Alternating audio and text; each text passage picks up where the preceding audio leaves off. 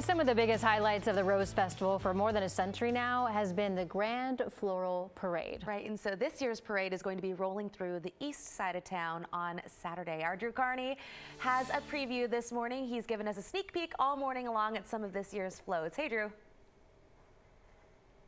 It is really cool, all the history that this parade represents. More than 100 years of history, gang. We're talking Grand Floral Parade on this Thursday morning, so let's talk about the specifics, because it kicks off Saturday morning at 10 a.m. It rolls for about 2 hours, 10 a.m. to noon on Saturday, always beginning inside Veterans Memorial Coliseum. In fact, they have seats available that you can purchase if you want to see the floats as they take off on their route. We are actually going to stream, so you can actually see it for free by way of KGW.com, KGW Plus, our YouTube channel, streaming the entire parade for you on Saturday. There's more information on the parade route itself at rosefestival.org. So back out here live inside what's known as the float barn. This is where all the floats come to life. Jessica Mateer back for the 6:15 segment on today's Sunrise Show. I have a rendering of what this particular float behind us will look like when it's all said and done. I will let Eric behind the camera see it as you explain the theme and who put this together. So this is the Alaska Airlines float, and the theme this year is Make Flight Happen, and we feature some penguins chasing butterflies and making flight happen for themselves. Really cool float. I'm very curious to see what it looks like when it's all said and done and it's rolling through the streets of Portland's east side on Saturday. You have a piece of material in your hand. I'll let you explain why you're holding that. This is one of our organic materials that we use. It's kind of unusual, and this is nori, or seaweed, that we're going to use to make that slick penguin skin, penguin feathers. We can actually see that. I think right from where Eric's standing, you can kind of see the glistening of the penguin wing, and that's the seaweed material right there on the wing? Right there on the wing, yeah. All right, Eric, you want to take a walk? Eric's going to walk down that side of the float. Jessica and I will meet him on the other side. I know Alaska, man, they've been a long-time partner of the Grand Floral Parade for forever and ever. Can you talk about how this theme really speaks to their mission to train the pilots of the future, if you will? Yeah, Alaska makes flight happen in a lot of ways, but one of the ways they do is supporting the Ascend Pilot Academy by supporting students to go and sponsoring them with scholarships so that they can become pilots for Horizon and Alaska Airlines. Well, we land at the back end of this float right here. I'm going to step up just to get a little closer to this cute guy. More natural material used to create the baby penguin. Jessica, can you explain what that's all about? That is soft natural cotton that's been dyed. We all know baby penguins are really fluffy, so we wanted him to be very soft. And soft he is, indeed. Again, behind the scenes all morning long inside the float barn out here in Northeast Portland. Floats still coming together, still coming to life. Volunteers are always needed to help get the finished product out there to the streets of Portland. What are some of the skills that the ideal volunteer will have if they're signing up, Jessica? A willing attitude and some time on their hands. It really doesn't take much. Almost anybody can help decorate a float. Everything from arranging flowers to gluing on seeds and coconut. We mentioned your website earlier. It's worth mentioning again, rosefestival.org, because there's also opportunities through that website to sign up to be a volunteer.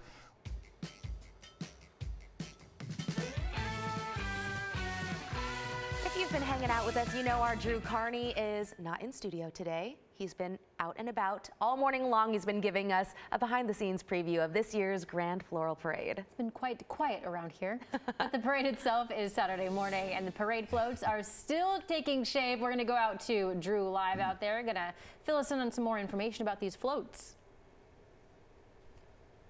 Good morning, China. Oh my goodness. Good morning, Christine. For some reason, that's how I picture Fezzy Bear's voice. Fezzy Bear represents Shriners Portland Children's Hospital. They are the sponsors of this particular float that we are sitting on. Before we go any further, let's share parade details. So it is happening Saturday, big parade day. Rod's been talking about the forecast on Saturday all morning long. These are the parade details, 10 a.m. to noon. Always floating through the east side of Portland, the inner east side, starting at Memorial Coliseum. You can actually buy a ticket to sit inside the Coliseum to see the start of the parade, or of course you can line one of the many streets that is part of the parade route. The entire route, by the way, can be found at portlandrosefestival.org, and we are also streaming this year's Grand Floral Parade. You can check it out on KGW.com, our news app, our YouTube channel, and KGW Plus. All right, should we meet in the middle? Sure.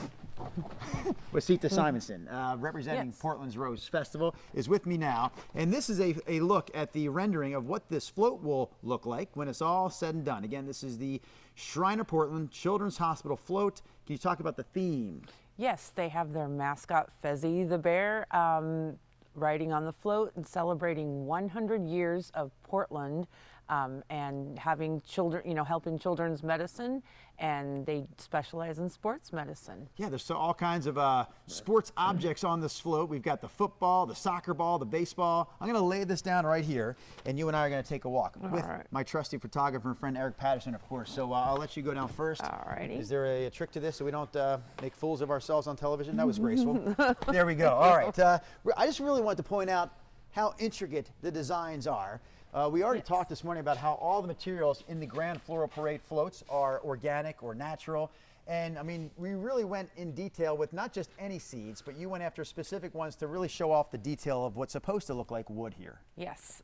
So there is dark lettuce seed, Right there. that one, and then there's walnut seed underneath that. Okay. And then the lighter seed is called Elysium seed. Okay.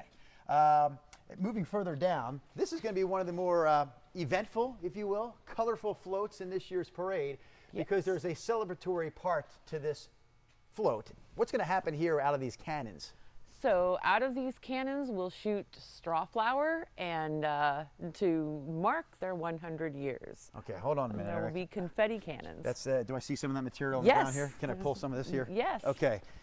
So you're there on the sidelines, you're watching this parade, again, Shriner Portland Children's Hospital's float, and they're coming down and the cannons shoot off and it's boom, like that, just like that. Just like that. What a recreation we're pulling off for you here on this Thursday morning. Thanks for hanging in there, Eric. Last opportunity here to mention when and where the parade can be seen. 10 a.m. is when it all kicks off. Should be all wrapped up by noon. If you want to see it in person, the east side of Portland is where you need to be. The full parade route spelled out in its entirety at rosefestival.org. We're streaming it for you this year. So many different platforms. Our website, KHW Plus, the KHW News app, our YouTube channel. Check it out live by way of our stream Saturday morning starting at 10 a.m. Again, wrapping up at noon.